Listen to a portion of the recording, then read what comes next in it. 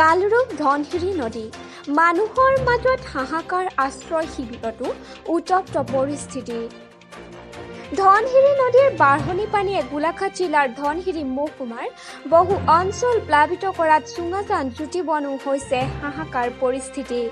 জীৱ-জন্তুকে ধৰি সকলো আশ্ৰয় শিবিৰলৈ ঢাপলি মেলিছে যদিও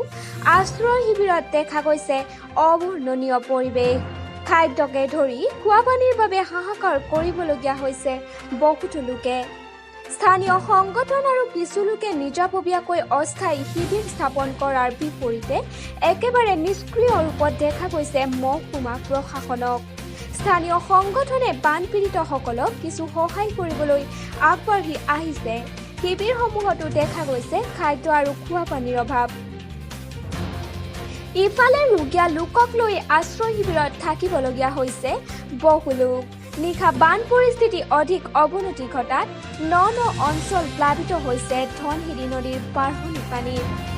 নিশাই ওখ স্থানলৈ ঢাপলি মেলিছে বহু বানপীড়িত এতিয়াও পানীৰ মাজতে আবদ্ধ বহু লোক মুখ্যমন্ত্ৰীৰ ঘোষণাৰ পিছতো তৎপৰতাত দেখুওৱা নাই গোলাঘাট জিলা কিংবা মহকুমা প্ৰশাসনে ফলত আশ্ৰয় শিবিৰতে সৃষ্টি হৈছে উত্তপ্ত পৰিস্থিতি সৰুপথাৰৰ পৰা ৰিপৰ্ট বিপন শইকীয়া